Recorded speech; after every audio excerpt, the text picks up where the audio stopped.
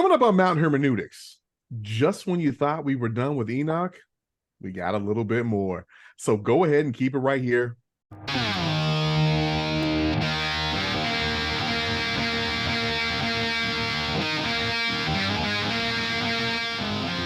You're listening to Mount Hermeneutics, where three Marines give their perspective on God, faith, and spirituality with a heavy lean on the divine council worldview.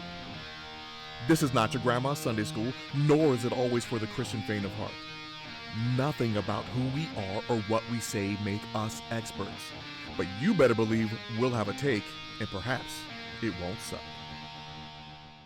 Are you left-handed? I am permanently now, but sorry. Matt, you ignorant slut. Yes, I'm quite proud of myself, if you can't tell. What's happening, fellas? Hey, Dre. Just weather in the winter. I love just it. got here. I'm so It's happy. 38 degrees in San Diego. Are people dying? I mean, people just didn't go outside, you know. Yeah. I had to find like a hoodie and a jacket. Like right. So I was like, whoa. I can't just walk outside all willy-nilly and bare armed. You gotta put on a little thick. I gotta swag it. So it's a combo sweater jacket with a hood and keeps me warm enough as I walk Rocky and Apollo. Yeah. Aptly named. So yeah. I feel like you should be in a black leather jacket when you walk Rocky and Apollo. With a racquetball, bouncing it as I walk along. Yeah. With just bounce it off walls randomly with and stuff. And you need a gold small necklace. fedora. Yeah. Hey yo. Maybe with a female robot in tow. Happy birthday, Paulie. It's creepy. It talks that thing. So what was the week that was? Let's see. So yesterday, dear friend of mine who I've known for, I mean, since I was 16 years old, so it's well over 30 years. Michael, it was his 50th birthday, and he had no idea that people were showing up to his house. That's awesome. So it was very cool. His wife, who he's only been married to for not very long, and I'd never met her before, but she reached out and sent a text saying, "Hey, it's Michael's birthday. We're trying to do something for him." And that's awesome. And since I love him and his entire family, like it was pretty cool. Got him a bottle of whiskey, 121 proof. Was it 60%? No, it was fun. He made a couple of cocktails with it that felt pretty good. I'll say that. Do I remember right? Is this Dr. Poost? Is that yes? It's that guy's. Hey, Mike, happy birthday, buddy. Like a dude that if he had a call sign, it would probably be the dude with his his long flowing white hair and tall and larger stature guy. It was a good time. So another friend that I hadn't seen in forever that I went to high school with was also there. Of course, his sister's his mom. So met his wife and his new daughters, and what a good time to be had by all. I feel blessed to be part of your 50th celebration. So thanks for letting me be part of that, Mike. Thanks, brother. Also, just a way of announcement. Remember drum roll. A few weeks back, Young Briar, we interviewed her, right? So her book has been published. If you can see that right there. The Death of a Whore. Death of a Whore. Yeah. So if you remember in the interview, she had talked about celibacy and like her road back to that. And yeah. So is a collection of poems that she wrote. On the 28th, if you are in Oceanside, California, at Camp Coffee in downtown Oceanside, she'll be having a book signing / some selections that she'll be reading, and just kind of a launch party. Is there an invite or like a Facebook announcement or something we can put in the link? Yes, there's a couple of things, and we'll link it. Also, I'll link the Amazon link to the book itself, to the book sales. Yeah, right on. Yeah. As of this recording, the link's not out yet, but by the time this episode releases, right on. Lots going on in the world of the bibs. Yeah. So you can get at me, Super Dre, at Instagram. Brian, what's up, man? Hey, Dre. I don't have as much going on as you guys do. Hi. I can't think. I feel like I did something, but once again, nothing's that exciting. But I'm at the thirdhelix.com Where there's nothing going on. where not, yeah, I guess you're right. Yeah, I'm No, sorry, everyone. kidding. I'm as disappointed in myself as you all are. So Matt, what's Ain't going on nothing with you, going on man? but the rent. Well, so I had been complaining about my arm. I went and had the MRI, and the doctor came back and said no surgery. So I have mixed feelings on that. Part of me kind of just wishes I could have the surgery, so then I know I'm good. Right. Instead, they're doing the 3 months of physical therapy. So I'll start that next week. We'll see what happens. I'm not highly optimistic that it's going to fix it, but I'll give them the benefit of the doubt. Hopefully, the fine folks at the physical therapy place can get me hooked up. So we'll see what goes on there. Other than that, I mean, Brian and I are living in a little bit of a winter wonderland here in Oklahoma right now. So today is the 15th of January, and most of the state of Oklahoma, North Texas is in single digit temperature, and that's Fahrenheit single digit for those of our European listeners. So that's quite cold. Um, I think that would put it somewhere around -15, -20 Celsius. So it's chilly out. I dig it. I'm a big fan. Oklahomans are even funny about it because, like in the social medias, everybody's like, "Hey, I can't wait till summer. I can't wait till we're at the beach." And I'm like, "You shut up," because I hate every bit of the summer. I hate all the bugs. I hate all the humidity. Right now, it's nice out, and like I go outside and have to run an errand. There's nobody out because everybody thinks they're dying because it's so cold outside, and I love it. It's like I have the world to myself. It's like a zombie apocalypse without the zombies. It's great. So that's about it. I prefer winter to summer for just, I like the cold better, but I have the past 2 years I've had a pipe burst somewhere in my house, and I have one frozen now, and I mean, my washing machine drain froze, right? So Carrie was doing laundry earlier and it backed up because the drain is just an exposed pipe and it had cold water in it. But I mean, it's no big deal. Had to mop up some water and run some hot water down, and it sipped up, and we're back cooking. My pool's got about a solid inch of ice on top of it, except the side where the jets are hitting the water, because I leave my pool open all year. Should go ice skating. You mean you pretty much could. It's pretty cold out. But I don't know what you guys talk about. I live in San Diego, and it's all year round. Doesn't suck. Yeah. So yeah, I bet the homeless in San Diego think it sucks pretty bad right now if it's down in the 30s. You know what? They should go get a house. Right. Yeah. So, but even still, like if it's the coldest is 38, that's a low, right in the middle of the night. Well, good. I don't think there's anybody on planet Earth that's going to money. argue that San Diego's got some of the best weather. I mean, Yeah, that's literally what San Diego has, the most awesome weather at a beach. Like I was at San Clemente this morning on the pier. It was a little chilly, so I had a little little light jacket, taking a little stroll. Right. And it was, I had like a cup of hot chocolate, and I had to take my coat off. Right. It's too damn hot. Yeah. No, good stuff. So boys, we're gonna wrap up this Enoch adventure that we've been on for the last couple of days. Let's do it. We'll never be done with Enoch, but oh no, I'm sure I'll bring up much more. Got a lot of more. But for our series, yes, I think we're coming to a close. So how do we want to jump into this? I think we kind of went through. We touched on the books. We didn't really dive into the content too much. I think we just kind of hit it at a cursory level. We talked about the fact that it's not canon.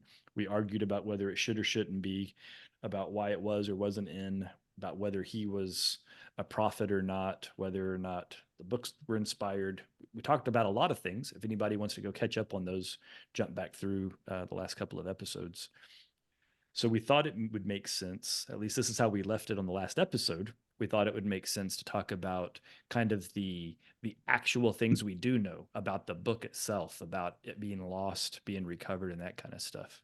So that's kind of the intent here. Brian, did you want to get us started, or Dre, you want to tell us about like when did we lose it? So if it was written in the intertestamental period, did I say that word right again? Intertestamental. Testamental. Okay. Yeah. So do we lose it during that period, or when did it disappear? That's probably the starting question. it didn't really disappear. I would say it kind of fell from use and interest. And I think this was, I mean, you'd have to ask an actual scholar. So take all this with a grain of salt, just my own reading of it. When, Christianity started out, it was a sect of Judaism. In fact, the first major controversy within the church was whether Gentiles had to convert to Judaism in order to be Christians. That's how much a sect of Judaism it was. After the fall of Jerusalem and the Jerusalem church's flight to Pella to escape the coming destruction, that was kind of the last split between Christians and Jews, and how Christianity was its own thing. And if you read like early church fathers literature, like the Didache, which probably that's the earliest non-New Testament Christian writing. It's like a manual for worship, and it's good stuff, by the way. By the way, that word, one of my favorites. If anybody comes across that word, it looks like it's pronounced didakia. So it's a really odd look. It looks like a dinosaur. Is what the word looks like. Versus a Christian book, but that's the Didache that Brian's referencing. Spelled Didache, which just means teaching. But there's this weird little section where they're talking about which two days of the week Christians should be fasting, which is a whole other discussion worth having at some point. Not whether a Christian should fast 2 days of the week, which particular 2 days should they fast, but part of the consideration was, would the Jews fast on these 2 days? So we can't do that because we don't want to be like the Jews.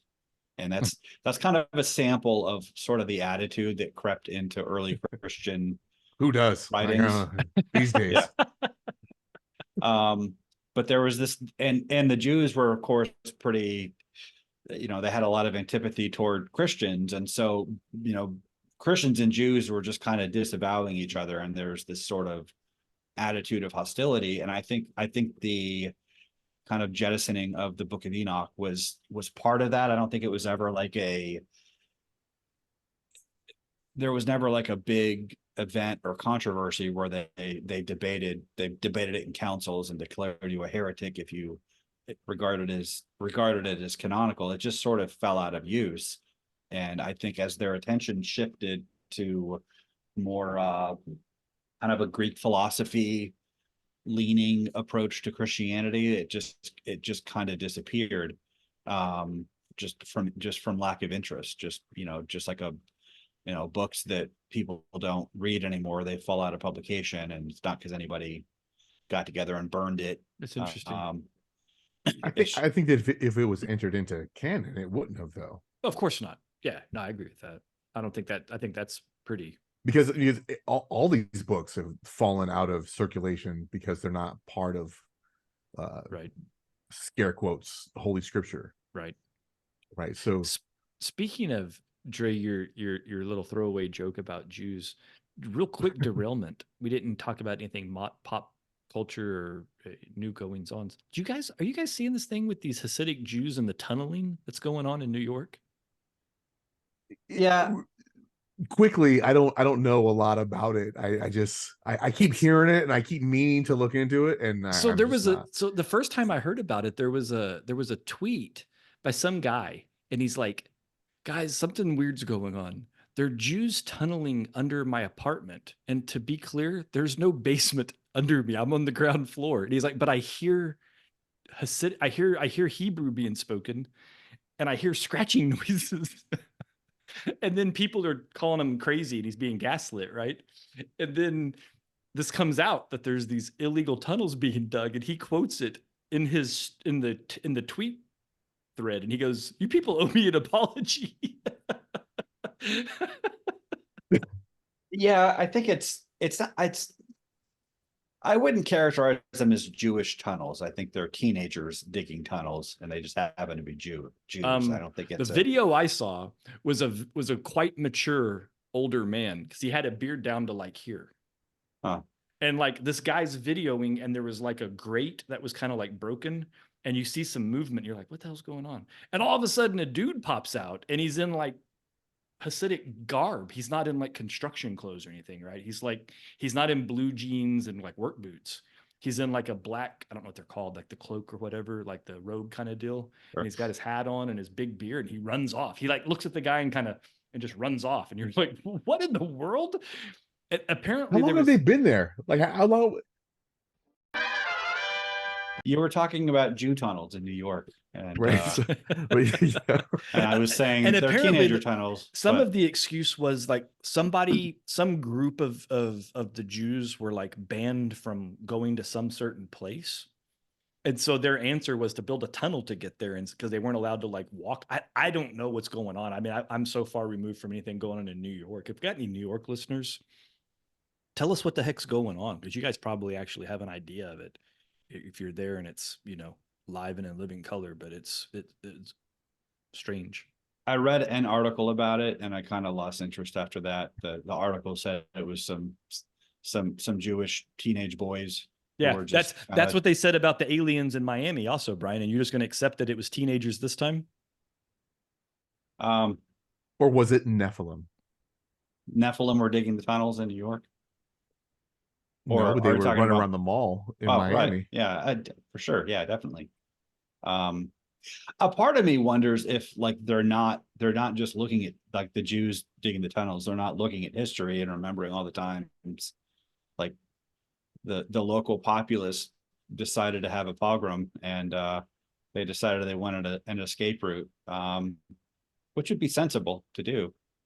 Yeah, I don't know what's going on, but it was weird timing with it happening. Where's your permit for that? Okay, this is New York City.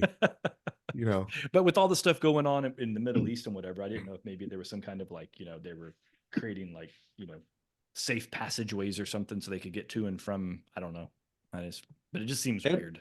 It would be smart to do. I mean, it's not like we've, humanity has outgrown persecuting Jews. We thought we did for a minute there, but then October 7th, and we drug it. Then they thought they were out, and we drug them right back in. Yeah. I thought I was out. And you're back in. Just pull you right into this. But no, what you were saying about Enoch makes sense, Brian. I mean, I think, because but I think it was like the that 5th century or so that it kind of really fell out. Yeah, that's when we kind of didn't notice anymore.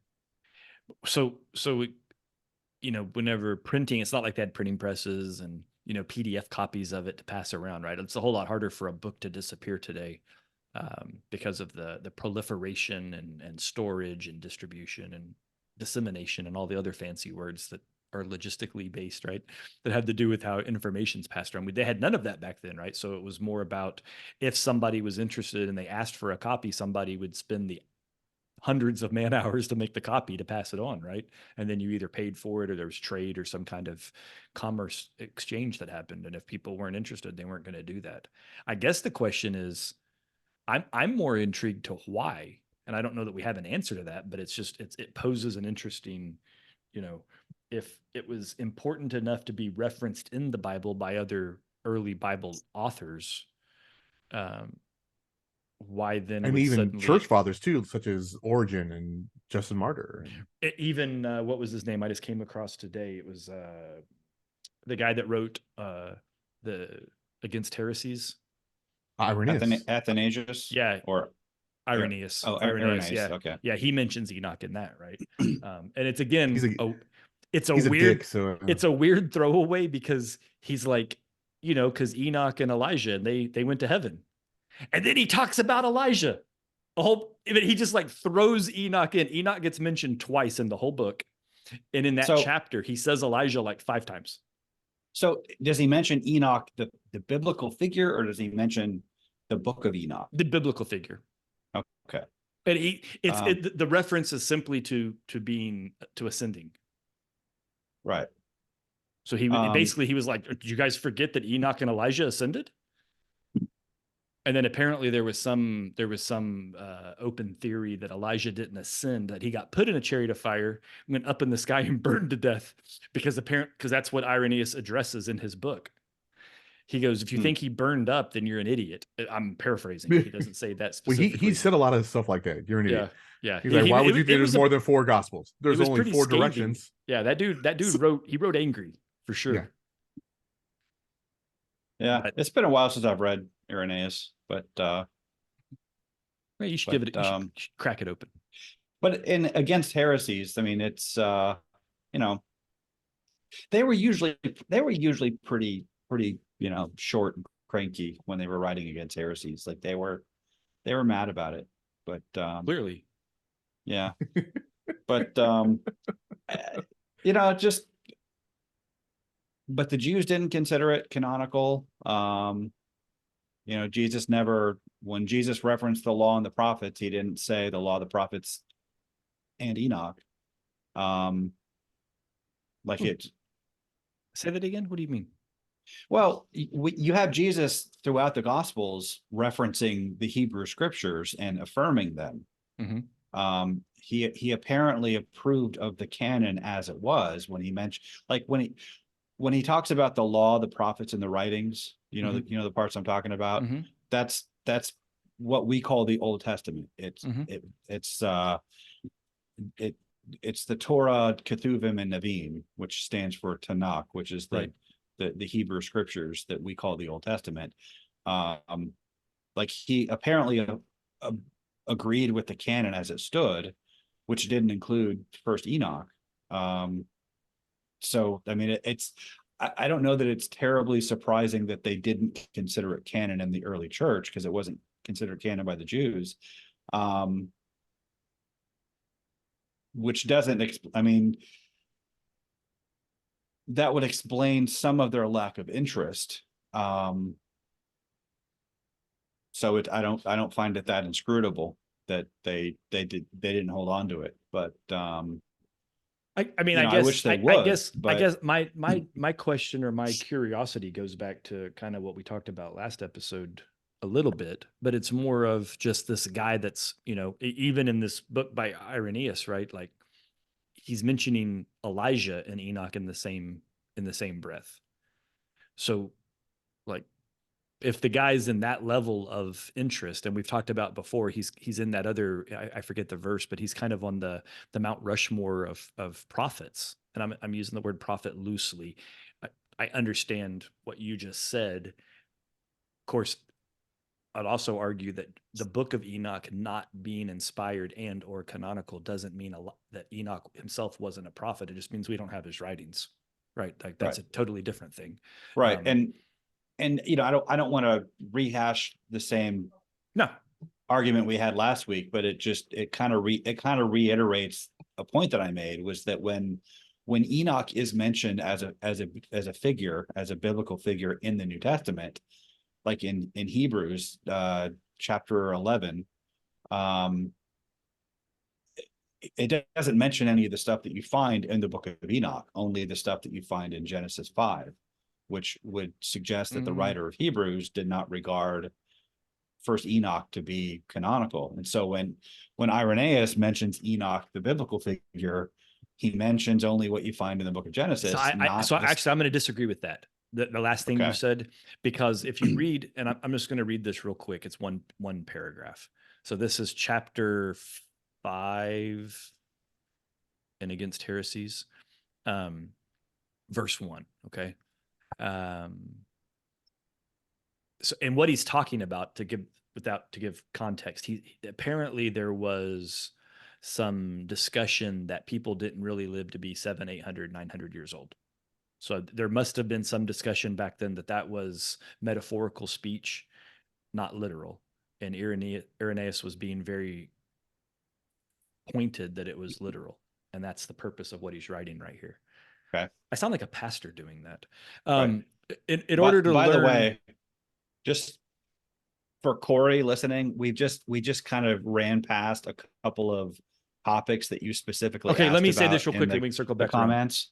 I just want to, I know she's probably pulling her hair out, mad at us because we haven't answered her questions yet. Give us a second. Bear with us. You know who we are by now. But we are, yeah. You know who we are.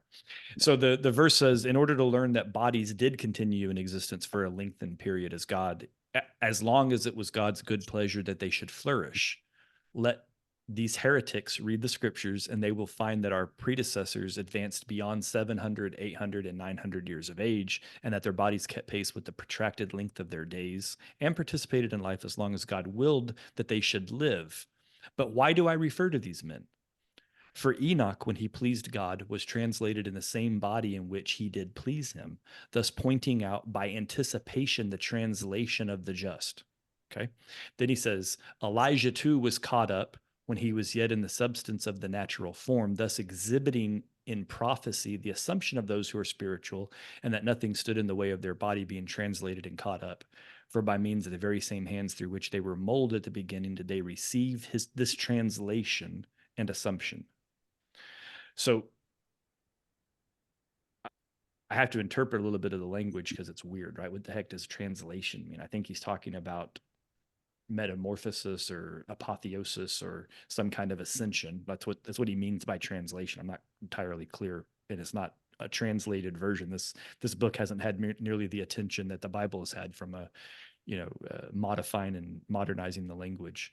But the reason I was pushing back, Brian, what I read in this little bit is I sense that Irenaeus is writing this with a specific purposeful slant. He's mentioning the two, and then he's making a really strong point Ascension. to make Enoch just be a guy who pleased God, but Elijah was a prophet. Like I'm pulling that intent out of the way that Irenaeus is writing this, which leads me to believe that there was still a certain amount of argument, maybe from the heretics, about who or what Enoch was or wasn't, which might have something to do with his book. And that's a supposition. That's me doing some eisegesis based on what I'm reading in this chapter, right, by a book from one of the church fathers. But anyway, that's my where in the book is that? Page 110 out of 187 on this PDF that I pulled offline. Did it give you the? It says it's chapter 5 of which book? Verse 1. A Roman Roads e-text. I'm scrolling. It doesn't have like.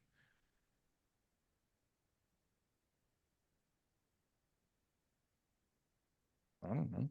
Because there are 5 books of against heresies. So yeah, it's pretty long. Yeah. Well, it's right about halfway. I don't know. Okay. I think I found it.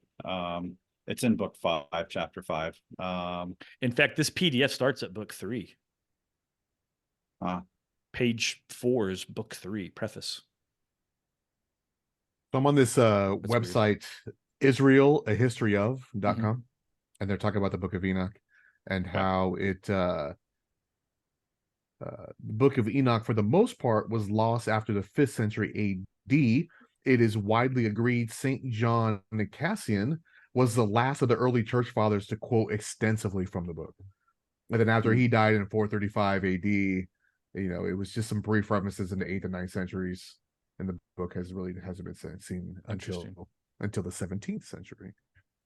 So it was that kind of says, that makes it sound like they were quoting from it a lot, and then it just kind of stopped with that guy, and then no one knows why. That's he's like the last guy to quote from it extensively. So by 435, nobody did it anymore. Yeah, and I'm less interested in why it fell out of use than what it means that we've rediscovered it.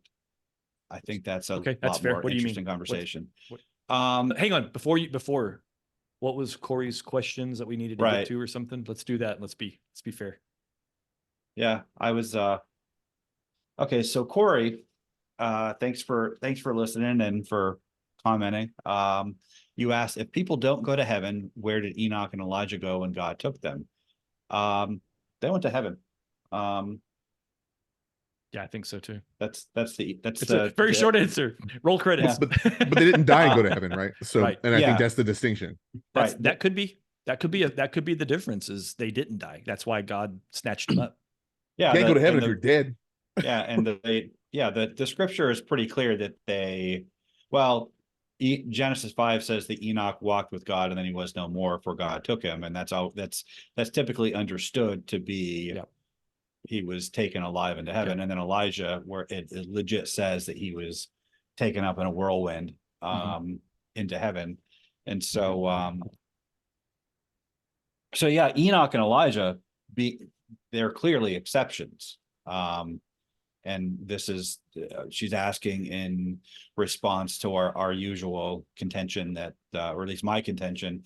I think I'm pretty sure you guys agree with me on this, but that the Bible doesn't teach that people die and go to heaven as disembodied spirits. The entire point of the Bible, and this actually plays into what I'm going to talk about the rediscovery of Enoch. But the standard Christian, if you walk up to anybody on the street and ask them, well, what's Christianity? What's the goal of the religion? Oh, you believe in Jesus, and so you go to heaven when you die instead of hell. Well, how do you go to heaven? Oh, your spirit or your soul goes up. Well, that's not taught in the Bible anywhere. The Bible teaches physical bodily resurrection to eternal life on this earth, renewed and restored. Elijah and Enoch being taken alive into heaven is clearly an exception to that, and it's temporary. The assumption is they're gonna come back with Jesus when he comes to reign on the earth and raises all of the saints who will join him. Do you think maybe that's why people were chanting Elijah when Christ was on the cross? Yeah. Because they had that same belief system that you just said, and they were expecting to see Elijah coming from heaven because they knew he was going to come back at some point. Yeah, the prophet Malachi explicitly says that the prophet Elijah will return before the day of the Lord. Now, John the Baptist, Jesus said that John the Baptist was the Elijah who was to come. But I don't know that he means that in the absolute sense that he is identical to Elijah, or that his role in Israel was comparable to that of Elijah. And we've talked before about how prophecy often has an immediate fulfillment and an ultimate fulfillment. What might be described as partial preterism. Like a lot of the messianic prophecies about the prophecies about the Messiah, if you read them in context, the prediction is apparently that the Messiah will be the one who regathers the exiles and rebuilds the temple. But then the Bible the Old Testament ends with the Judeans going back to Jerusalem and rebuilding the temple. But if you read the prophets Zechariah and Haggai, they're very preoccupied with the realization that they've come back from exile, they've rebuilt the temple, but this is not the Messianic age. There's still fulfillment. They're still awaiting fulfillment of that. So they still consider themselves to be in exile. And that's kind of a recurring pattern that you have in the Bible of a prophecy kind of has an immediate fulfillment, but it's sort of a pattern setting the stage for the ultimate fulfillment. And that's kind of what I think Jesus meant when he said John the Baptist is the Elijah who is to come. If you read Malachi, Elijah is going to return. It doesn't say what happens with Enoch, but no respect. He's the Rodney Dangerfield of ascended people. Is Enoch. I think that's the part that has made me like borderline obsessed with the concept, is how he's everybody agrees he was so amazing, but he got no coverage, and I think that's honestly what causes my spidey senses to just. But who does not treat him like that? The Ethiopians. So right, they love them because so they claim that Enoch is the very first dude to write letters. So he's the first one to write stuff. So they think that at least the opening of First Enoch is a tradition that Enoch actually wrote. So whether or not somebody compiled that at whatever time, fine. But the Ethiopians believe that he is the first guy to write letters. Therefore, he's before Moses, he's before people that even wrote the Torah. But ironically, their version of Genesis 6 is the Sethite interpretation. So you've said that before. What's your where does that come from? What, like, where does the Sethite interpretation come from? Or You're where do you saying get that the Ethiopia Ethiopians thing? have the Sethite interpretation. I'd have to dig it up. Because I struggled to accept that on face value, right? Because having all the Enoch and the Jubilees in their Bible, and then not thinking that Genesis 6 is talking about angels seems absolutely upside down. Yeah, that's why it was noteworthy. That's What's I think what's kind of noteworthy about them believing that too is that he speaks so apocalyptic. So he's the first guy to write, and he's writing to a remote audience that's not nowhere near us yet. So that's either Enoch is ridiculous at prophesying thousands of years away, or he didn't, right? So yeah. So right. I'm not sure I follow I'm not sure what you're saying by that. Like, are you? He just talks about judgment and things that are Right. going to be happening. He's speaking to a remote audience. He's not talking to his contemporaries at that point. Yeah, and I think I talked So about this. unless that's one of those, it got fulfilled, and then there's an ultimate fulfillment that Enoch maybe didn't even know. Yeah, and I think I touched on this last week, but nothing in the book of Enoch about that is unique to Enoch. You find all the same content in the Bible that we have. It just kind of like all the stuff about the Messiah, the Son of Man, coming to judge the nations and judging between the righteous and the wicked, and striking down the oppressors. Maybe those are updates from Enochian thought, and this Enoch became obscure because it doesn't mean that it was actually a later tradition. It just means that it was updated. It's not that it has anything new, but it certainly expands and does a good job of giving more flavor to it, right? Like, so Ecclesiastes says there's nothing new. Daniel, what? In Ecclesiastes, to say there's nothing will be new. Everything has already been done before. It's oh yeah. No, I was just going to say, like, Daniel is considered to be one of the primary books on messianic prophecy, right? As far as like setting all that up, but Enoch talks. It got extra. There's more conversation on the messianic prophecy in the book of Enoch than there is in the book of Daniel. Well, yes and no. Yes and no. It can't be both, dude. Well, what he does is he takes like the Son of Man imagery that you find in Daniel, which is where that originated for the Messiah, where this figure, the one like a Son of Man who comes in, who's in the presence of the Ancient of Days and is given authority over the nations. That comes from Daniel, and then his role as the judge of nations who strikes down the wicked and rewards the righteous and sets up God's kingdom on earth, and this age of paradise where the nations are ruled with perfect justice, and the glory of Yahweh covers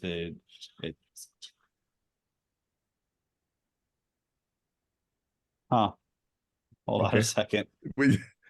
Or maybe Daniel got it from Enoch. That's what I was about to say, Drake. I was about to say the same thing. Like, we don't know that Daniel wasn't referencing Enoch when he said all of those things. Well, no scholar on the planet thinks that Daniel was written after Enoch. And no scholar thinks that there was Nephilim either, but Well, but I mean, you guys are so married to this idea of it being canonical that I'm not. This isn't about it. This isn't about it being canonical. This is about, we don't know when book 1 was written, or the book of the Watchers was written. We don't know when the book of that Parables tradition was created. Right. I'm using my phone as the camera, and somebody just tried to call me. Is that what that was? Yeah, and it knocked out and we got a camera. I don't know why. No, I've never seen it now. happen before. You're good now. Yeah, so hope that wasn't an emergency, but do you want to pause and go answer it? No, podcast comes first, man. Right on. I like podcast comes first. I'm gonna spit my BCH, man. But look, I mean, all I'm saying is canon or not, it doesn't matter, right? We don't know when the first instance of the book of parables was being conveyed, right? We don't know at what date that was happening. So it's just as plausible as it is implausible that Daniel was referencing that when he said what he said. That doesn't mean that what he said wasn't inspired. It's maybe that was the inspiration that was needed, was Well, for him to take something that Enoch had said, or somebody supposed that Enoch said, and Daniel validated it because he was a prophet. Like that yeah, but that no scholar thinks that But Enoch was written first. But if only you Jew and Christian scholars believe that Daniel was written at that time either, or that any sure, of the stuff that was written but was at that time and not compiled later. but that's my point. Even like non-believing scholars who don't have a theological dog in the hunt, or so they would claim, would acknowledge that Daniel predates Enoch, and They don't what I have mean, that what I because was they don't believe in prophecy.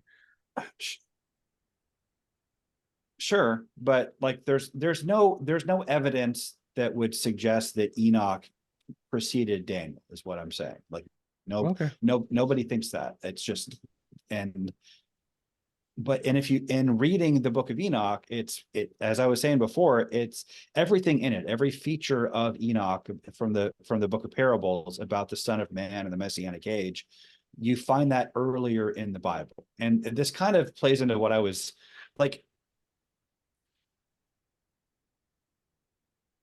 This kind of plays into the point I was making before about the impact on history of the loss of the book of Enoch.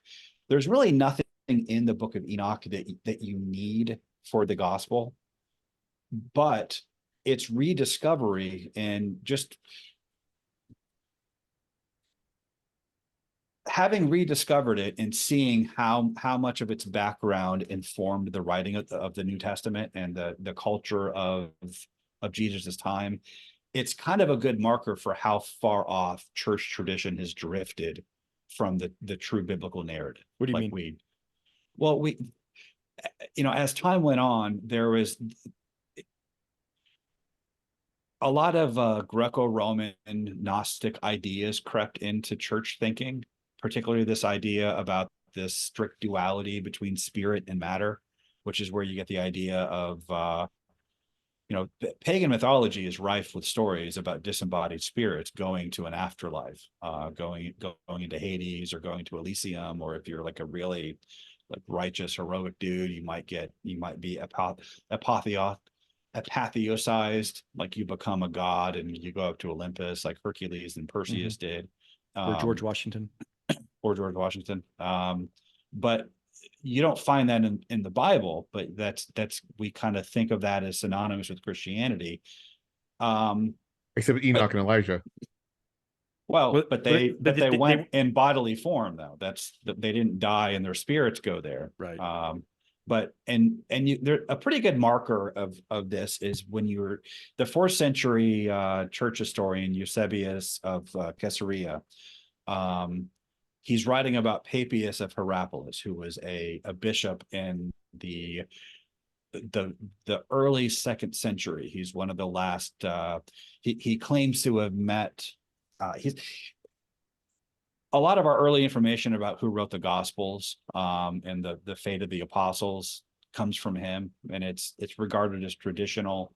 But there's arguments for why he's credible that I would recommend everybody. The scholar Richard Bauckham makes a pretty good argument in his book Jesus and the Eyewitnesses, but Eusebius is quoting Papias about the authorship of the Gospels as if credible, but he makes a remark about how he was a person of very low intelligence, and his justification for this is that Papias of Hierapolis was what's called a chiliast, which is somebody who believes in the chiliasm, which is the 1,000-year reign, like this by the 4th century. But in Eusebius, he was a contemporary of Constantine, and he was an eyewitness to the Council of Nicaea, and a lot of our information about that time comes from Eusebius. But he's kind of crapping on Papias because he believed in a literal 1,000-year reign of Christ on earth. Because by his time that was laughable. They just didn't have that concept of what Christianity was. They they had bought into this idea of dying and going to heaven as a disembodied spirit, because of the influence of Platonism and Gnosticism and Greco-Roman ideas. And I think now you don't need the book of Enoch doesn't actually, if you read the book of Enoch, it actually lends itself to that belief. But it what it provides is this overall background about the Watchers and the Nephilim, and that kind of provides the once you get that and you read the biblical narrative in that context, it's clearly about something else than what is readily apparent to us when we read it with the confirmation bias that it's about dying and going to heaven. So we didn't need the book of Enoch to know all that. We could just read the Bible without that bias that we confirm about going to heaven when we die. But now that we have the book of Enoch and we see that broader backstory, rooted in the culture of the ancient Near East, it's kind of a good check for how far we've drifted. Does that make sense? I think it does. I think that I'm trying to wrap my mind around all the things that you just said. Can you say that again more concisely? Sure.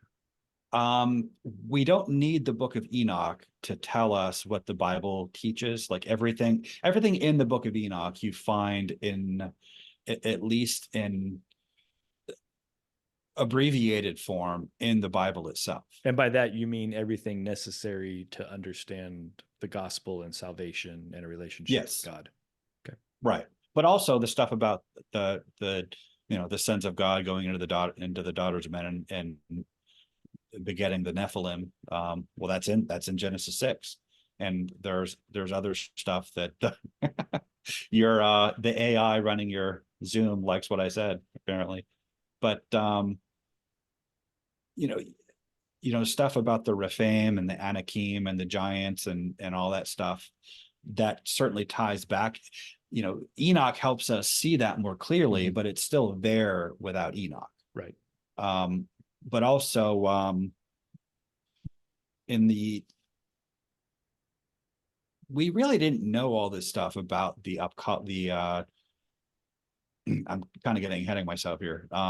There's been all kinds of other discoveries in the Near East, in the second half of the 19th century, early 20th century. Like the Epic of Gilgamesh was unknown to the West. It was referenced in a lot of ancient and medieval writings, early medieval writings, but we didn't have it. The Enuma Elish, the Babylonian creation myth about Marduk, the storm god, slaying Yam, I think, whatever their dragon is. Every pagan religion has a dragon that gets slain by a storm god. The Enuma Elish provides that, gives us information about the flood. We've discovered a bunch of clay tablets telling us about the ziggurat of Anunnaki, which was the basis for the Tower of Babel story. The West, we didn't know any of that. We didn't have any of that stuff until like the late 19th century. And, each individual discovery didn't seem like that big of a deal. But cumulative, because it was discovered, academics still had to study it, figure out what it said, how it fit into the broader story. And then the discovery of the Dead Sea Scrolls in the 40s, with fragments of Enoch that told us finally how important this actually was to the Second Temple period. Academia has kind of been putting all this stuff together for the past 150 years. And so it creates this picture of what the Bible is really about, the kind of the cultural conversation that it was a part of, that is totally alien to most Christians today. Like, it should completely transform our understanding of what Christianity is. But we just, you hear this saying that if it's new in theology, it's automatically wrong, which in principle it's true, but but this isn't really new in theology. It's very old. We're just recovering it. But what people really mean when they say that is that they're too wed to their traditions to change and to admit new information and to admit that, like, hey, maybe the church has had some stuff wrong for the past several centuries, which, like, I understand Roman Catholics who cling to that idea. When Protestants do that, it totally baffles me because it's because it's only been around for a couple hundred years. And plus, you've already changed. Like, so why you've wouldn't already- you just update? Your entire religion is predicated on not doing things the same way as those other guys. Right. But this is 500 years old. John Calvin and Martin Luther couldn't be wrong. So we're gonna go with that and shut out new information. And Right. and I've said this before. One of the major disagreements I have with Dr. Michael Heiser, which hearing myself say it out loud sounds pompous and arrogant. How dare you? How Because dare you? he's Dr. Michael Heiser and I'm not Dr. anybody, but I think he, obviously we owe him a huge debt of gratitude, but he saw the divine council worldview as largely an add-on to mainstream market standard Christianity with its preoccupation with the afterlife. I see it as a replacement. I see it as an alternative to that. It's a different, really is a different Christianity. Yeah, I don't disagree with you. I think having watched enough of his videos where he's interacting with other people and answering questions, I get the sense that Michael Heiser just didn't care about whether his idea was, look, I'm giving you information. Do with it what you want to. I'm not here to fight with you about it. The guy wasn't into arguing. He wasn't into being right. He was like, you don't think I'm right? I mean, it's been peer reviewed, but whatever. You don't want to take what I've got to offer. I don't know what to tell you. Like, the guy was almost comical to me in how he just like refused to get drug into fights. Whereas so many other theologians and biblical scholars, they want to fight about, I'm right. My interpretation's the right one. Heiser didn't care. He was like, I can't be bothered to fight with people. Like, I've got more research to go do. I can understand how he would recognize that, like, what he's saying is controversial enough. Just leave it there and let people do with it what they will. And he might discredit himself or alienate people unnecessarily if he's contentious about it. But whenever he talks about, he seemed sincere when he talked about people dying and going to heaven and as disembodied spirits becoming part of the divine council. So I don't think he was, well, I mean, consciously. I think I think that part that he's talking about there, it's kind of hard to, I think that's a tough one to reconcile also. It's kind of like the catch-22 we ran into with your Nicodemus story last week, right? With, Jesus saying no one's been to heaven except he comes from heaven. And then we just led with Elijah and Enoch ascended, right? Like, that's a weird thing there's one side's being more, less literal than the other, or they're trying to make a different point and they're not meant to be at odds. And that's a human problem that we have. Right. And I think that same thing with that quote, it's that line from Paul when well, you're going to judge, you'll be gods and you're going to, or didn't Jesus say you're gods?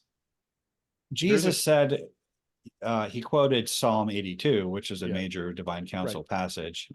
If it said, you are gods to whom the word of God came, how much more the one he has set apart as the very own. So there's that. And then there's Paul saying, don't you know you'll judge angels, right? Right. Like, so it's hard to reconcile those. Like, I think where Heiser is, how are you going to judge something that's in a different plane of existence from you? If heaven's a different place, how are people on earth going to judge those things, right? Like, that doesn't make sense. Well, and also, by the way, it's fair to point out that Heiser had zero interest in trying to interpret or understand the end times. Yeah, back to not being able to be bothered. He 100% couldn't be bothered about that. He was like, every version that I've heard has a flaw, so like, whatever. Like, we'll figure it out when we're dead. That's another just quibble I have with him, but nothing about anything you just said entails disembodied humans going to heaven. No. all of that has to do with when the Messiah returns. And even like reading the book of Enoch, this judgment of the nations that happens, it's when the Son of Man returns. And it also talks about when the watchers will be freed from the abyss and stand judgment for what they did. Yeah. This is all happening again, on earth. I think so much of this is, you mentioned it earlier, is there's confirmation bias in this, right? Like everybody goes into this reading with a preconceived notion, and that colors the way you interpret the language and what's intended to be taken from it. I'm with you, by the way. It sounds like I'm arguing with you. I'm with you on the concept of heaven. But I do understand where people are, I'm not saying I understand how they got there because they're wrong. I'm saying I get how easy it is for people that were taught as children that, you're going to get wings and go become an angel and all that kind of stuff. Once you have that perspective, I see it all over in the Bible where you could misinterpret a lot of things. And it's comforting every time you lose bias. a grandmother or Absolutely. a child, or your mom at a young age, and your mom's watching over you today, like right now. 100%. So the disembodied spirit still in your life, is still guiding you.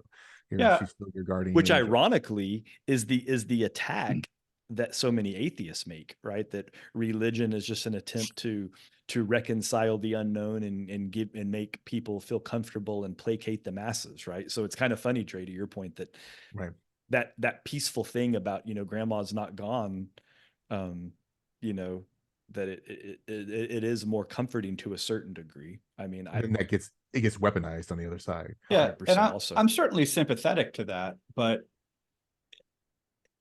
it doesn't justify hijacking Christianity and kind of fitting it to purpose, to make it teach things that it just frankly doesn't teach. Well, that's an intent thing. Do you think that misunderstanding was maliciously designed? No, and I don't arranged? think so. I don't think anybody deliberately distorted it, except for the fact that, I mean, one of the major features that comes out of the divine council worldview is the fact that we're at war with malevolent spiritual forces who hate humanity, and they want to derail the church, because as long as the church is unsuccessful, they win. They're just biding time. And so if they can get us to believe things that just aren't taught in the Bible, and kind of hamstring us and keep us from being effective, that's the thing that I'm pushing back against, because Sure. we have to get it right, there's this assumption that, well, God would never let his church go astray, and since we've been doing it for so long this way, that must be what God wants us to do. Doesn't say that anywhere. Fact that you have in the book of Acts, when Paul leaves Ephesus, he's weeping because he says he knows that savage wolves will rise up from among them and lead them astray. And you have all these warnings against broad paths and wide gates and false prophets and false teachers. And just as there were false prophets among the people, so there will be false teachers among you who will secretly introduce destructive heresies. They will make a business out of you with stories they made up. So we should. Didn't Jesus have some cautionary note about beware of the false prophets? Yeah, absolutely. And that in the Olivet Discourse, when he was telling them that when you see the armies surrounding Jerusalem, there's gonna be all these people who are gonna rise up saying, I'm the Messiah or I'm a prophet. Don't listen to them. When the Messiah comes, you won't have to suss it out. You'll see it happening. So yeah, we should expect people trying to deceive us. Just, there's no security in the herd. You can't just look to the number of people who agree with you and think that, well, I must be okay. You have to throw out everything Jesus and the apostles taught to base your security on that. Now, it doesn't necessarily mean automatically, if a lot of people believe it, it's wrong, but we shouldn't just look to tradition and consensus as an automatic security for our beliefs. And so where's I going to that? Yeah, so spiritual warfare is a thing. And I think all of this tangent was I was trying to get you to concisely explain why having the Book of Enoch was important. So interesting in Enoch toward the end of the first one, the first book. Book of the Watchers. Yeah, he talks about just how the Watchers defile men, um, and turn against animals and make humans do weird things with with each other and animals and whatnot. And then he uses a term that's used in the New Testament. He calls the Watchers, or these angels, are lawless ones. And then in Second Thessalonians, Paul uh, identifies the Antichrist as the lawless one. It's kind of interesting language to me that Paul would use Enoch language when nowhere else does it say this. So once again, we have a New Testament passage. We have an apostle that's just pulling out that Enoch references randomly. an Enoch language that's not referenced in the Old Testament. So I never picked up on that one, Dre. That's an interesting catch. Is that the only time lawless one's used in the Bible? Did you look? I looked. I didn't see it. Interesting. Or maybe it's just because it's so prominent in Second Thessalonians that Paul would say that, and it's talking Antichrist, that any website doesn't really bother with. So before, for Enoch to call angels who defile men and turn them from God, and then this Antichrist figure is going to show up and do the same type thing, probably some kind of herald of an angel, and for Enoch to call the lawless one, and Paul to pick up on that language and use it. So is he using something because everyone's familiar with these writings, or is he using it because it's scripture? Yeah, and I in the chat earlier today, I sent you guys an excerpt from a paper called On the Origin of Watchers. Right. There's a full name the full name matters. I forgot what it was. On the Origin of Watchers, a comparative study of the antediluvian wisdom and Mesopotamian and Jewish traditions, by a guy named Amar Anus, published in 2010. He basically compares. There's a ancient Near East. There's a Mesopotamian story about these beings called Apkallus, who descended to give this wisdom to men before the flood. And the flood happened, and there's various stories about why the flood happened and what happened to the Apkallus. Apkallus means sages. Sage, S-A-G-E. Sages, like a wise person, and they're mostly seen as benevolent, and they're credited with the pre-flood civilization. Like they brought all of these civilization building knowledge and wisdom, and they kind of looked back on this time fondly. And then the kings of Mesopotamia, their claim to kingship was based on we're related to these pre-flood beings, the Apkallus. And there were 7 Apkallus before the flood, and then there were who were fully divine, and then 4 Apkallus after the flood who were partially human, partially divine. And these are in the Sumerian clay tablets, right? Right. Okay. And he also mentions there's a Sumerian list of pre-flood kings. It's like a few of them, but it spanned like 34,000 years or 25,000 years. Yeah. So it kind of, so each 25,000. Correct. Yes, you got that right. So, but the 7th of these 10 kings was special. He was taken into heaven and given heavenly wisdom. And so there's a parallel there to the figure of Enoch in the Bible. There's 10 generations from Adam to Noah. Enoch was the 7th from Adam. 7th. Oh, I see.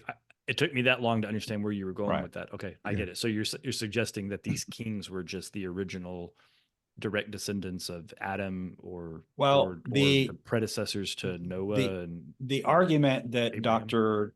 Anus is making is that he's claiming that the 10 patriarchs from Adam to Noah were patterned off of these Sumerian kings. He's not writing as a believer. He's writing as an academic. So he's just showing that you can overlay these and they line up really well.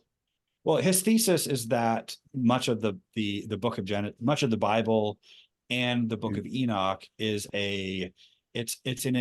basically the Babylonians saw the Apkalus, the sages, as the source of they celebrated them as the source of their success as king, as an empire. Mm-hmm. The Magi that Daniel studied with were privy to this occult wisdom that the Apkalus gave, and Daniel also was privy to it as somebody trained in that. But what the Babylonians celebrated as the source of their wisdom and civilization, the Bible and the Book of Enoch, they invert it and see it as a source of corruption.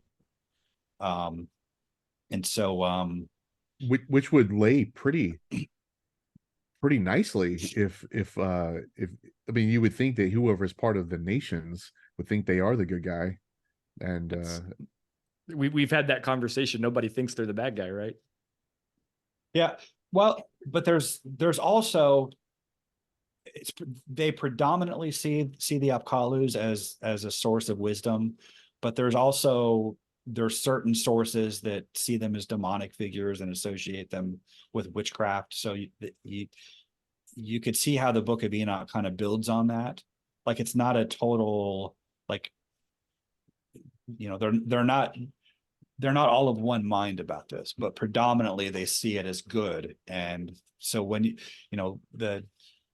the term Babylon and its use in the Bible, it's not just this empire. It connotes all things that are not holy or not divine. Occult and corrupting, these malevolent spiritual forces corrupting mankind. And so that's, in Babylon is a huge, Aleister Crowley was obsessed with Babylon. He thought it was the greatest thing ever, and saw the horror of Babylon in Revelation as the Hanging Gardens are one of the seven wonders of the ancient world, right? Hanging Gardens of Babylon. Purportedly, yeah. There's debate over whether they existed or not, but it's a different topic. But the point is that, like, all of this stuff is sort of in the cultural background already. Like this, and Enoch kind of like synthesizes that at a certain time. But it's not, none of it's unique to Enoch. Like, the people of Jesus' time were certainly aware of the Book of Enoch, but they weren't dependent on it for this as the sole source of this information. It was just kind of a one-stop shop for all of these other streams of thought and teaching. But it was already kind of in the air already, which would explain why it's referenced so much in the New Testament, yet they didn't regard it as canonical. And so, just to kind of reiterate my earlier point, like, I'm not that puzzled about why it was lost, but its rediscovery should awaken us to the fact that we've been missing kind of the main plot of the Bible all this time. We've thought it was about one thing; it's about something else entirely. And is its rediscovery divine intervention? Because we did lose the plot for so long, and then now, hey, by the way, there's this thing. There's the underpinning of the culture at the time, and now you can understand what we were saying in the Bible, and what you're saying now about the Bible is not correct. So why don't you take the culture and figure it out by popping this book into existence today? Could be divine intervention. It's like, I have in the visual of I forget the guy's name, the South African comedian, the internet guy, where he's like, That's right there. So yeah, like, I wouldn't claim to know it's divine intervention, but I also think If it's not, God's it's highly coincidental, right? well, I think God is actively concerned with his church. And so I would have a hard time saying it's not divine intervention. I just don't want to claim to know exactly what God is up to as if I'm privy to that. But So Yeah. in I would in find that to be a 1990, good ironic circle. If it was divine intervention that a book that was considered heretical and borderline heretical and non-canonical was important enough that it had to be rediscovered so that the modern church could get back on track. It's a good little pretzel action there. I don't disagree, by the way, but sorry, Dre, I cut you off. it's fun, yeah. In 91, there was, after the Gulf War, the first one with Daddy Bush, there was a big discovery in Babylon. Uh, City stuff, tons of tablets, Mm-hmm. lots of things to look at, and then they couldn't get it secure because of so many bandits and uh, just the lawlessness of that area, and the excavation had to be stopped because it kept getting destroyed. And then uh, there was a scholar that said, hey, it's better to just keep it buried until it's safe to go look at that again. And then I fear, or the scholars fear, that after We pull it Iraq out. War #2, that we actually ruined it all, and there's a bunch of stuff that's undiscovered that could have shed light on much of the culture from Babylon, That's from those heartbreaking. days. Yeah. wouldn't it be awesome if they discovered like the book of the wars of the Lord in some clay pot tomorrow, or the book of Jashar, or the like all these books that the Bible Anything. references, Yeah. like I it. mean, it's pretty cool, the Nag Hammadi discovery. So because the only thing you had on Gnostics before was Irenaeus blowing their ass up, right? So then they got to speak for themselves. The Gnostics did, because all of their writings became discovered and discoverable, and then you got to see, what Irenaeus was actually talking about. Why he was so angry? Yeah, why he was so angry. What's Yeah. And you got a guy like Marcion, who was part of kind of a bishop, and he was gonna kind of make some moves, but then he was so Gnostic that eventually he had a falling out and was gone. But now, because his writings were so heretical, they're all destroyed. We don't even know what Marcion's take was, except by some of his enemies that talk shit about it, and that's too bad. Yeah, it is. I mean, that's a parallel to our current climate, Because Marcion was a big Paul fan. our current culture here Well, in the U.S., where we're knocking down statues and destroying things, and it without the context, it's important. You need that history, even if it was bad, so that you Right. can understand what happened and you can have that point of view, because otherwise the story gets twisted, right? And like having those original Gnostic writings would be good, so we could understand specifically what craziness they were saying, so that when somebody says it today and they go, hey, I just had a revelation, and we're like, hey, that's a good idea, we don't realize it was the same shit that they brought up a couple thousand Right. years ago that wasn't good, right? Like it would be better to have it and have it as a cautionary note versus it being deleted and not having it so we could have that backstop. Well, it's just fascinating how the early Christian church had to fight through all of these different ideas, and Mhm. to get us to where we are today, whether That's we're right or not, as of that's a today. great point. Because as Brian would say, we've kind of lost the way.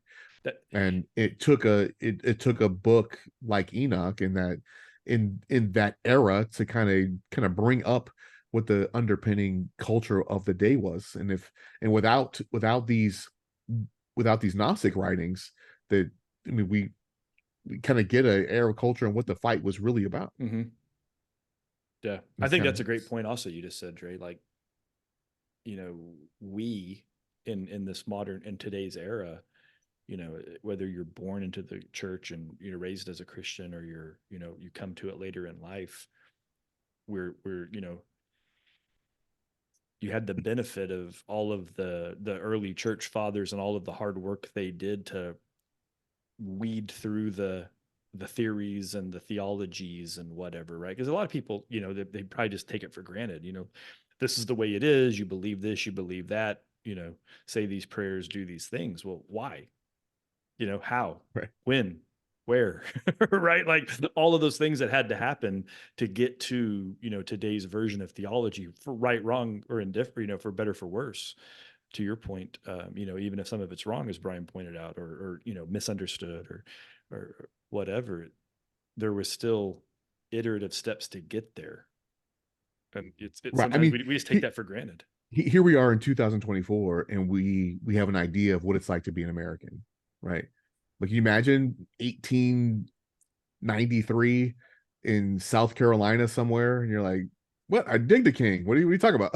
Right? Right. Like, why are we? Wait, what are we doing? Right. Why What's are a we big breaking deal? up? Yeah. Why are we at war? Fuck that. Yeah. We were Yeah. comfortable under there. And Or I have a imagine whole being in like some little sliver out in the middle of nowhere and you didn't even know what was going on. Like, imagine if, we're off topic a little bit, but imagine being like some early pioneer and it's 1779 and you have no idea that a war happened because you're on like some remote mountain in like Idaho because you right, ventured so far out with your little right. family or whatever, Little, right? little trapper out there. Yeah, you're out there wearing a freaking beaver on your head and running trying to around get like along you're fighting with with the the natives. Indians and stuff, Yeah. right? Yeah, and you're barely surviving, and then you're like, you think you're British, and like you come into some big town and you say something, they're like, bro, we're not British. You're like, what the hell are you talking about? But yeah. Oh, so I just imagine that's what it's like for the apostles, right? As they're running around trying to spread this good news. I can imagine Peter going to this town. They're like, the Messiah did what? Wait, when? What are you talking about? Yeah, Hell no, get out of here. yeah, yeah. Messiah hasn't come yet. And that's what I don't know Peter's what you're like. saying. Here I go again. Right? Yeah. Get my pen out and I write some mean, more letters. Paul had all those troubles. That's why he had to go back and write letters back to them, Right. because he had competition.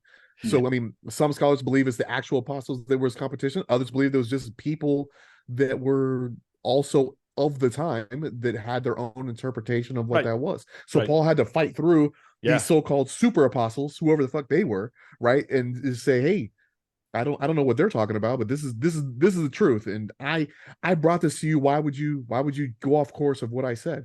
So I mean, all that fighting for us to, later in the Renaissance have one more fight, right? Like, it's kind of interesting thing how, these sure. 1500-year cycles.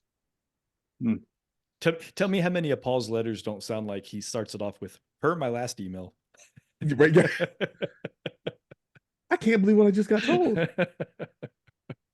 I feel like you guys just said a whole lot, and I'm not sure where to jump in.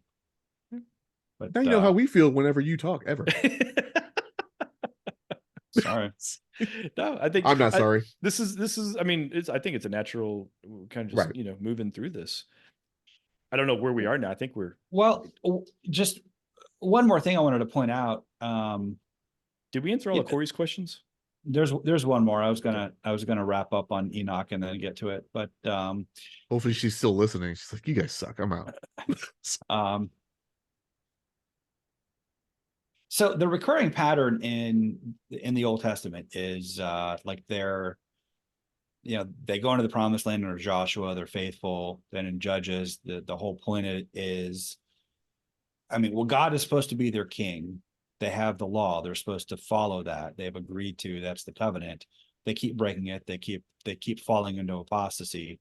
And the book of Judges is this kind of description of all the depravities that they fell into. And it repeats four times. In those days, there was no king in Israel. Everyone did what was right in their own eyes. Like, God was supposed to be their king, but it's setting the stage for why they need a human king. And then, so all that stuff happens, and then you get Ruth, and it sets the stage for David. And then in 1 Samuel, you have them realizing their need for a king, but for the wrong reasons. Gives them Saul, that goes bad. Then they get David. And it's good for under him and Solomon, but like they just keep falling into this cycle of faithfulness, apostasy, bad stuff happens.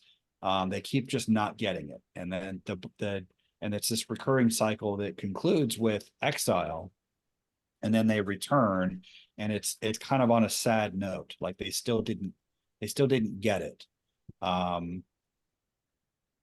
Yet I think we're in that same pattern in the church, except we don't have this kind of centralized we don't have a centralized priesthood or prophets that come to us that God speaks through to set us back on course, and we all interpret events differently. But Paul says that these things happen and were written down for our benefit. When he's talking specifically about the unfaithfulness and apostasies of the Israelites. Yet we have this idea that because it's traditional, we've been doing it for so many centuries, it can't be wrong. God would never let us go astray. That's clearly not the lesson you get from reading the Bible. It went astray a lot. Super fair point. Yeah. And that's essentially the whole Bible is about being off target and going astray, right? Right. But the Jews were really good about going astray. Yeah.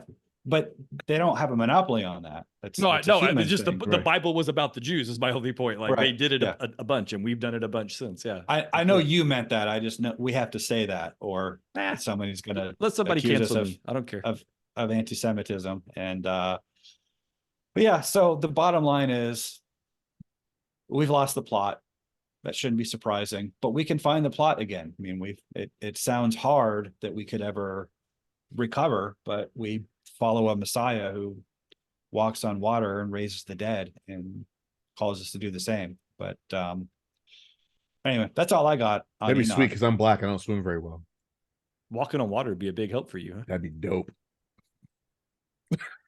Yeah, well, you're in luck. I mean, we have things like piers now, which is where I was in San Clemente today. I walked on water that way. Technology. Thank you, Upkalu. I mean, is all technology bad? I thank the Upkalu. Thank you. Right. Well, it's always a trade-off, though. Yeah, I was thinking about that whenever I was reading, because like I said, I was reading that Irenaeus today, and I noticed that in the opening of it, he mentions the language that he's using. It talks about the Garden of Eden, and the word that he used is I'm gonna control F it real fast again to try to get there. Irenaeus was something else, man. But he uses fun. the word paradisum, right? For paradise. Right. But the word is garden, right? Yeah. And it's funny to think about it in those terms, because we know Eden was perfection, right? That was God's view of perfection. But like, it got me going down the rabbit hole of, well, if a garden is perfection, like a city is the opposite of that, right? Like these big cities, technology and all of that is wildly the opposite of paradise. Well, and then you get, hang on real quick. So you get into those conversations where, the watchers were trading, this is in Enoch, but the watchers were trading technology, right? And that was ostensibly what was going on at the Tower of Babel also. And it kind of almost is like, if we're going through this whole evolution and we're, mankind is chasing its own tail with regards to technology. And, here we are using all of the technology available to us to do this podcast. But when the great reset happens, right, the real reset, we're going to go back to a garden. You don't mean the World Economic Forum's great reset. I mean the apocalypse, right? Which is why I tried to point out when we talked about Cain and his lineage. Isn't it interesting that it's Cain's descendants that created the city? It's Cain's descendants that made all the evil capitalism. Mm-hmm. Yeah, I don't think I agree with your character, the contrast between a garden and a city. That the contrast was between a garden and a wilderness, like an area that's cultivated by man. So you're suggesting order versus chaos. Yeah, which is what the city is. Well, but I think you agree. One would argue a well-designed city is order. But I think you're cultivated by a man. I think you're partially correct, though. Like, I don't think that technology is. one of the things the Watchers did to corrupt us was give us technology. I don't think it's that the technology that, well, some of it was for intrinsically bad purpose, but I don't know that technology is intrinsically bad. It's just that we're not ready for it yet. Like Or it's we weren't then, or we aren't now. or, and or we're not both. now. We're Yeah. really like, and I've, you guys have heard me harp on this, but we haven't really adapted to like radio and television and movies yet. We think we have, because these are kind of static features of our lives before we were even born. But when you consider what a civilization is, the soul of a civilization is its story. You have a single shared narrative that defines you as a culture and a nation. Christianity used to be the major component of our story, and we up until like 5 minutes ago, churches were the natural town hall, like town center. People would gather there once a week. We'd punctuate our year by gathering at certain seasons to hear the story. Even if you didn't believe it, everybody still kind of took that for granted as the source of their values, and we all kind of that's how civilizations are made. Every civilization has its national epic that defines it, including us. With the advent of mass communication, though, and also just one more point, parents were usually the medium of culture. That's how you learned about the world. It's how you got your values, your story. You learned about music and art and history and all that stuff, predominantly from your parents. With the outsourced.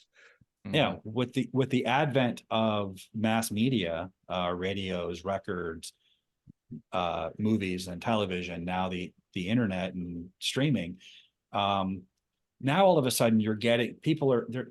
You didn't have any such thing as teen culture until like the early mid 20th century, because it was because of automobiles, but also because of mass media.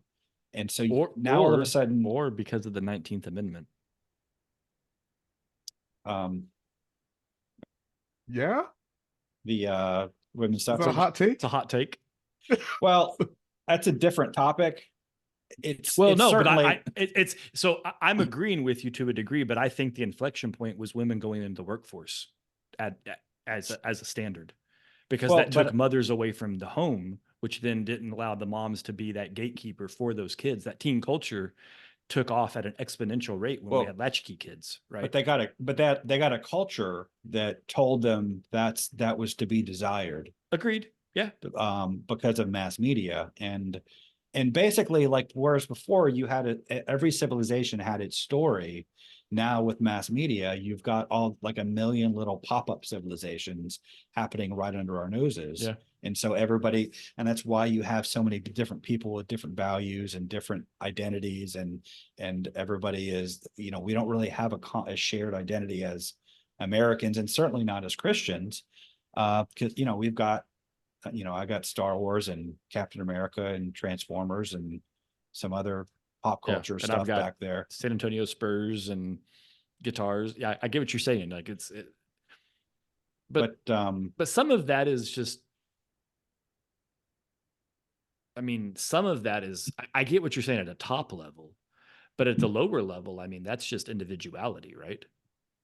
Well, yeah, but we have so many different iterations of individuality that, like, our central occupation as humans is telling stories. That's kind of what we all, we get off work and we come home and we sit in front of the TV and we consume stories. It's actually always been that way, except we did it in community. We gathered around the campfire or in the living room, and it was something that was the activity that held us together as families and as communities and tribes and civilizations. Telling those stories, it was a community event. Now it's a solitary event, and it isolates us. I see that. I see your point. Yeah, you thinking about like what was it? Was it Eisenhower with his fireside chats? Yeah, exactly. Roosevelt. Thank you. That's a good example. Roosevelt. The FDR, the commie one. But commie Roosevelt. for every not Teddy the technology cool one. for every technology we develop to make something easier, like telling stories or getting from A to B, whatever human capacity we had that was fulfilling that role, it atrophies. And we're filling our lives with these kinds of technologies that are, and we haven't really come to terms with how they're changing us. I mean, we can just sit here and point out all the negative effects of the internet on kids who grew up with it. But we don't feel it as acutely because we kind of, it didn't come around until we were adults. But kids who grew up with it, like they have no idea what it's like to, Right. like watching Stranger Things, to like riding around on your bike, and and I'm just, so yeah, I think that tying this back to the book of Enoch, divine beings giving us technology and secrets, it's not because they love us, it's not because they want to help us. It weakens us in a lot of ways. Now, after Jesus returns and the redemption occurs and we're perfected, then we can have technology without being corrupted by it. But we're not there yet, and I think we're heading toward a really bad place for human civilization. I think we can already see how tyrants are taking control of it, and enslaving us by it. But that's probably a whole other podcast.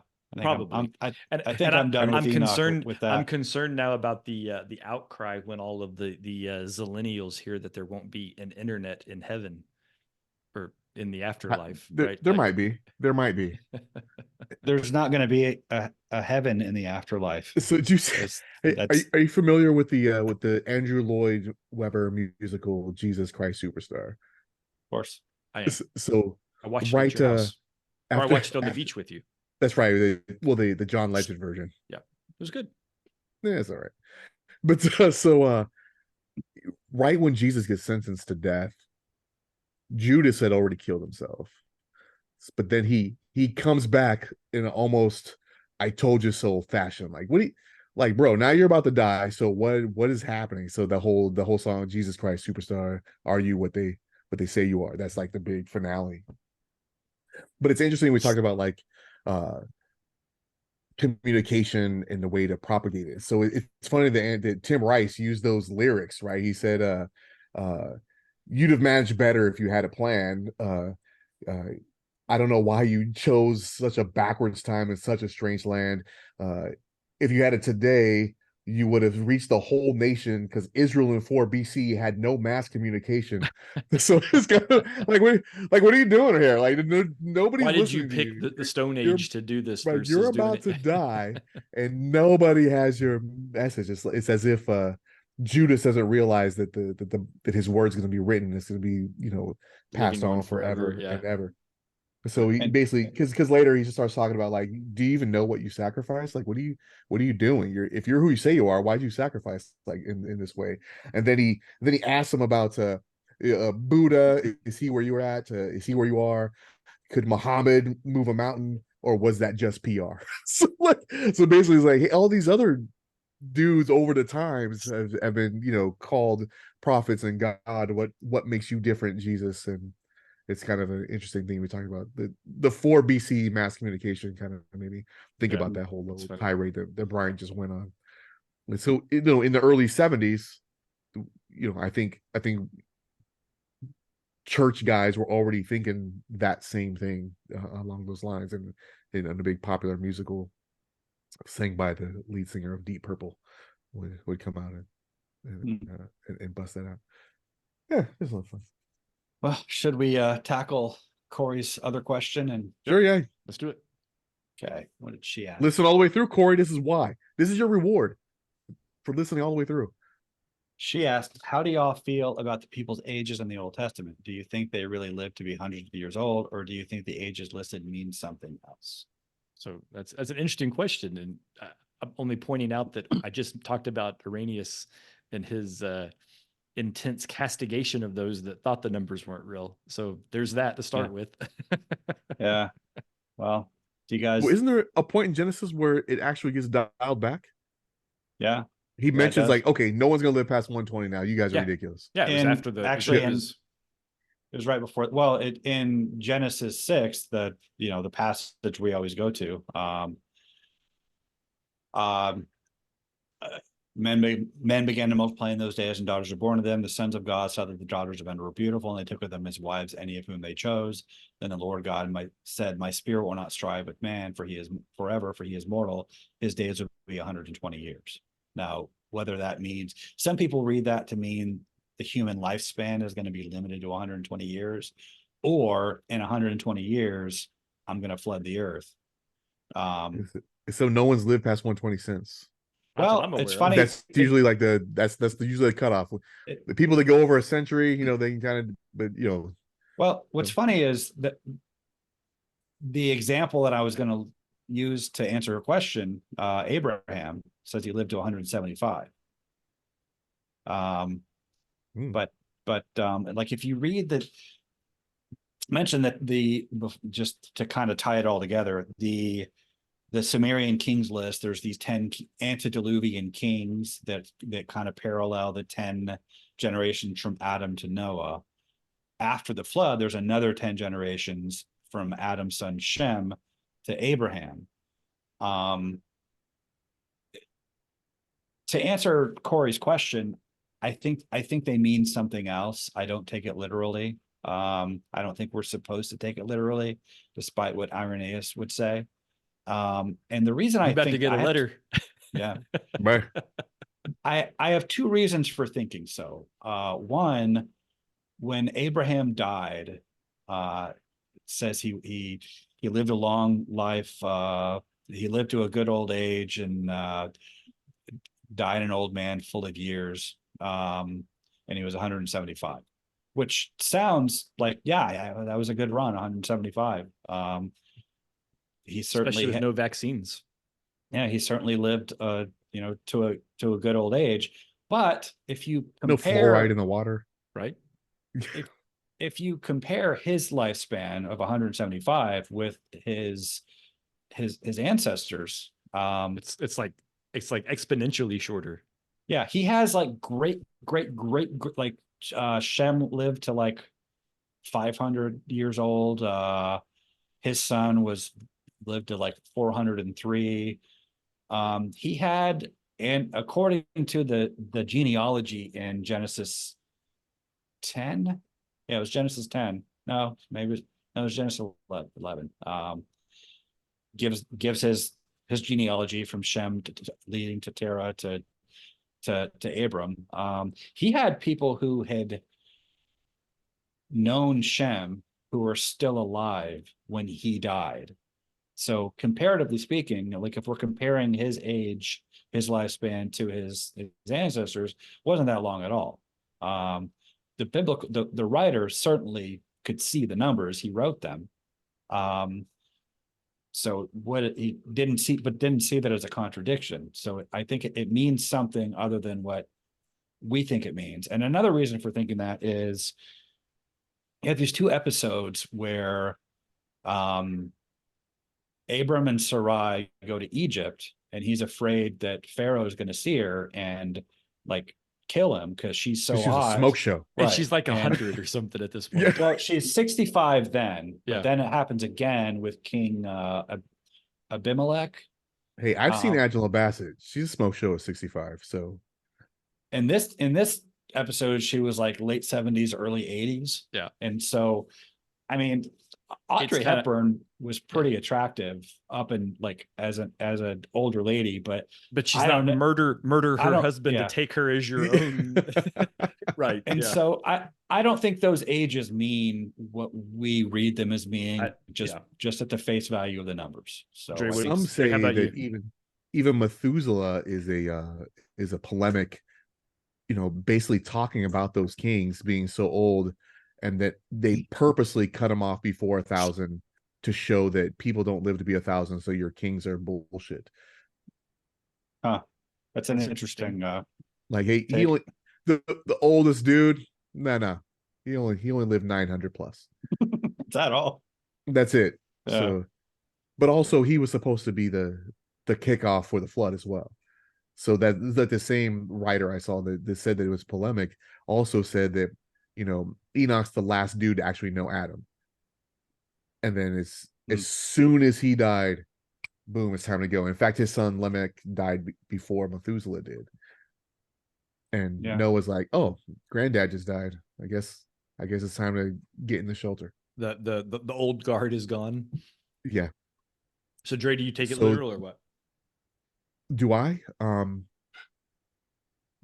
Yeah. I mean, I don't know that it matters. I just think that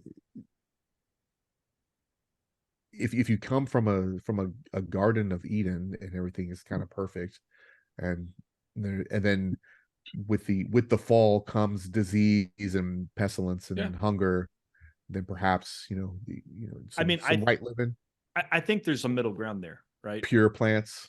Yeah. I think, like Brian said, Maybe Abraham's age is more I the think more his the might be standard. more true. Yeah. Maybe you live to 200-year-old. I You come at it from and I've said this before, I question the accuracy of timekeeping for the people that were this primitive. They were just really primitive people, right? And I question their ability to count years properly, because you got false seasons. You think it's winter and then it gets warm again, and you're like, oh, it's summertime. Oh, it's cold again. It's already been a year. Wow. It seems like it's only been a couple of months. Well, it's only been a couple of months, right? Like, I don't believe they had the astronomical accuracy to know and be able to track. So that's one thing that I have that's always stuck in my mind. I think the numbers are fantastically long to make a point, to exactly what you were getting at, Dre, that in the early days, because disease wasn't as prevalent because of the fall, et cetera, men lived much, much, much longer. And so to make that point, they made them hundreds of years longer than they actually live, where, maybe they were 130, 140, 150, right? I think there's some, plausibility there, but also, like you said, I don't think it really matters, right? Like, I don't know that whether you're a literalist on this or not, I don't think that changes anything that really matters, like from you know and I'm only saying that not to dismiss Corey's question, to be hyper clear. I'm saying, Right. for those that are hearing this going, you guys are out of your mind, it says 900 and something, it was 900 and something, you don't believe the word of God. I'm like, no, calm down, pump the brakes, take a breath.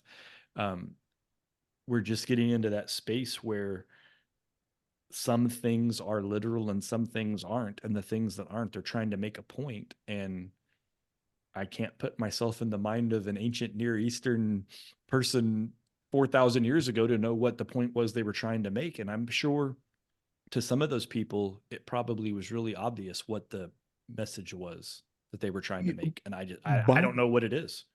by the time they wrote those, though, they had really damn good timekeeping. So Sure. there's Mesopotamia, Mhm. clay tablets to talk about, the stars and the alignment, At and the that's time of part the of. writing, but not at the time of the beginning of the oral tradition.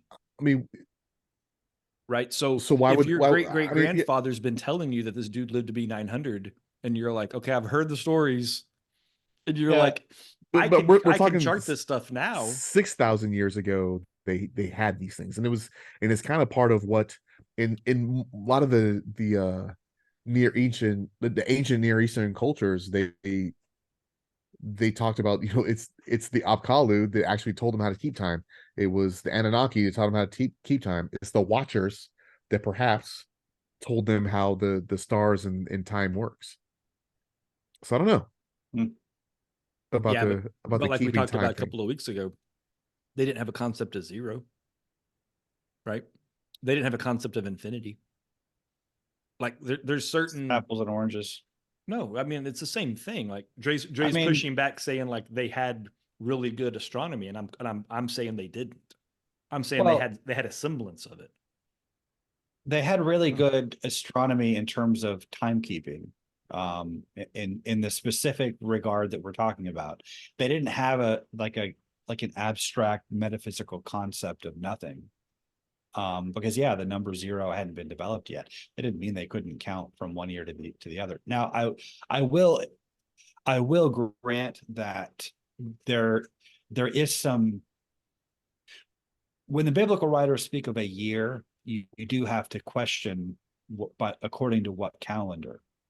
Because if you look at if you read the book of Daniel and you read about, he has these prophecies about how, that involve the elapsement of years, and then he gives a breakdown, and he gives you like how many days these years will be. It's clear he's using a 360-day lunar calendar there. The Torah establishes a 12-month calendar of the year. Each month starts with a new moon. It's approximately 30 days between each new moon. But that's not 500 years Yeah, off. that's a rounding error difference. Right. Well, I'm just my only point here is that what constitutes a year is not always apparent. That's fair. That's just one example. So what what Now, you're saying, hang on, let me restate what you just well, said. let me finish this point. No, I just want to make sure I understand what you're trying to say. You're saying, so Okay. if you're being a literalist, but you're working under the assumption he was using the wrong calendar, the number's still inaccurate. Even though it might still be 900 and something, it's going to be 964 instead of 978. I wasn't that. relating that to that specific question. I was just pointing out that their conventions of timekeeping weren't, like, you can't just read it and assume they're using a modern day, 365 day solar. And it might have been even calendar. different antediluvian, right? And they probably had a separate solar agricultural civil calendar from their religious calendar, just because it would wreak havoc with the seasons, just using a lunar calendar. But their holy days were tied to the 360-day lunar calendar, and there are a lot of ancient cultures that did that. Is that why Easter's on a different month sometimes? Yeah, that's exactly why. Because it follows the solstice, not the right, or the vernal equinox, one of the two. Yeah, it's the vernal. In the West, it's the first Sunday after the vernal equinox, I think. In the East, it's the first Sunday after Passover. After Passover. Hope that helped, Corey. Yeah, but good questions. Like, I mean, those are that's the kind of stuff that we sit and wring our hands over, because it's fun to ponder things that we couldn't possibly know the answer to. But we're gonna have an opinion. But she did ask, what do you think? Not what you know. Because I don't know. I know shit about fuck. So well, she did just ask, if people don't go to heaven, where did Enoch and Elijah go and God took them? So that was there was no qualification about that. Yeah. But the second one was, how do you feel and do you think? Which I do know the answers to those, because I know how. Because if I don't, no one else is gonna know how I feel. I know how I feel and think, but I mean, you're entitled to be wrong too. So me, no, I'm not. Right. Okay, I see. He's just entitled. So did we beat up Enoch enough? I think so. Yeah, I think we covered. I mean, I feel like there's a lot more I left out, but I'm sure we'll bring it up again. Right. But I'm sure maybe we'll get some comments at the bottom of this one, and you'll get to answer some of those as well. Corey or anybody else listening who's still here, if you have any questions about the Book of Enoch that we didn't answer, feel free to put them in the comment field. Yeah, for sure. We're at 106 subscribers now. So since last week, we've gained six new dudes. That's what's up. Dudettes coming in hot. And so fun times. So if you like what you see, go ahead and smash that like button and share the show with your friends and see if they can smash some like buttons. It'll be fun. Smash fest. Smash it. Smash it. He said smash fest. Nice. So with that, I will say, stay enlightened, stay curious, and we will see you next week. God bless.